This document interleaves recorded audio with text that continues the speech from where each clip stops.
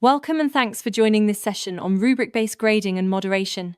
Today, we'll explore how thoughtful assessment design can make grading fairer, more transparent, and better aligned with standards, and we'll highlight practical steps for creating rubrics, moderating marks, and ensuring validity and reliability across programs.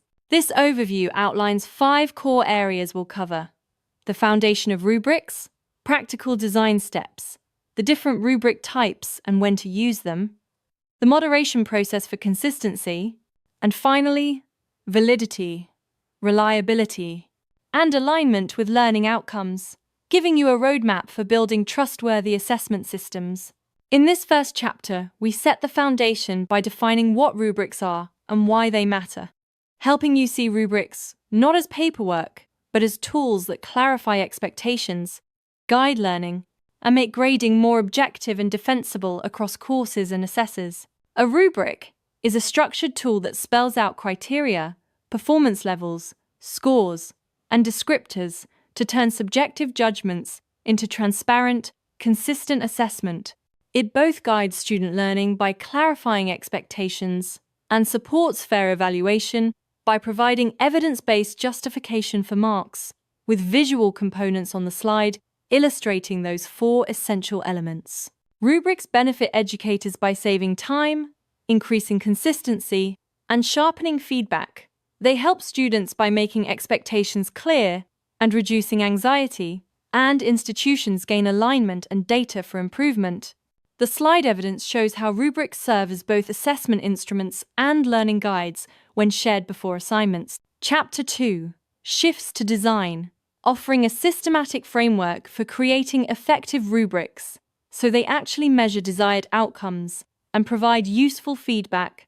This section will walk through practical design choices and design principles to ensure your rubric is purposeful and usable.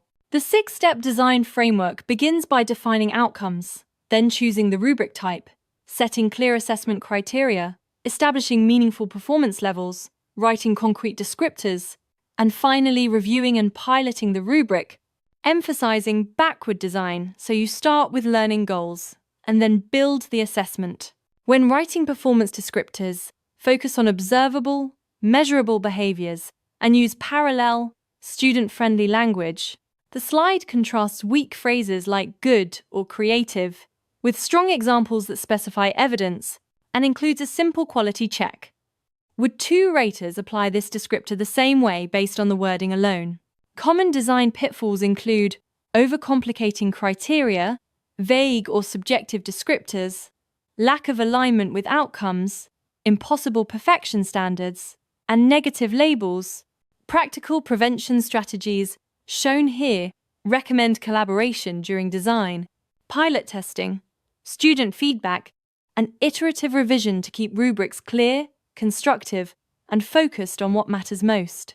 Chapter 3 examines types of rubrics, so you can pick the right format for your purpose, whether you need efficiency, detailed feedback, or growth-focused assessment, and will compare holistic, analytics, and single-point approaches with guidance on best-fit contexts. Holistic rubrics give a single overall score and work well for quick grading at scale. Analytic rubric score, separate criteria for detailed feedback and defensibility, and single-point rubrics focus on a target level with space for comments on strengths and needs. The slide comparison highlights advantages and trade-offs to help you choose wisely. To decide which type to use, consider your primary goal. For efficiency and overall judgments, a holistic rubric may fit. For diagnostic, high-stakes feedback, analytic rubrics are ideal. And for formative, growth-focused tasks, a single-point rubric often supports reflection and creativity, with a simple decision tree on the slide, illustrating these paths. Chapter 4 introduces moderation, the quality assurance process that helps ensure marks are awarded consistently across different raters and contexts, and frames moderation as a collaborative, transparent, and supportive practice that builds institutional confidence in assessment outcomes. Moderation is essentially feedback and alignment for markers, so that grading decisions reflect shared standards.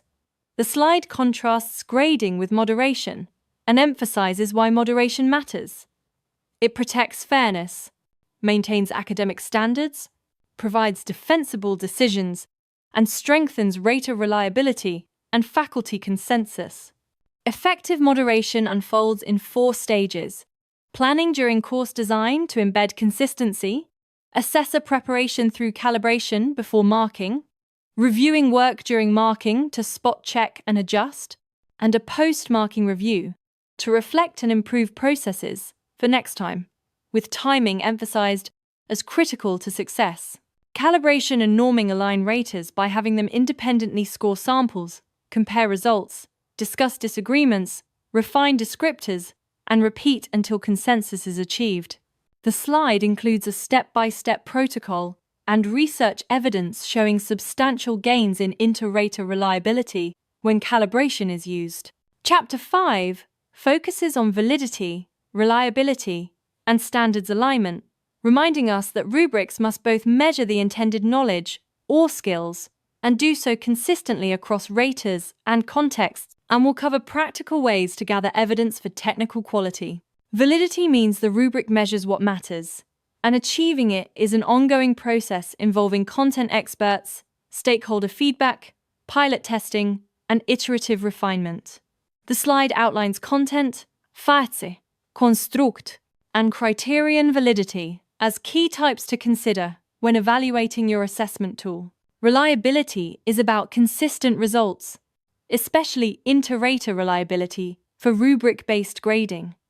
And the slide highlights common statistical measures, interprets reliability coefficients, and offers concrete strategies to improve consistency, such as calibration sessions, anchor papers, multiple raters, and fatigue management. Standards alignment requires mapping rubric criteria to learning outcomes so assessment truly reflects desired competencies.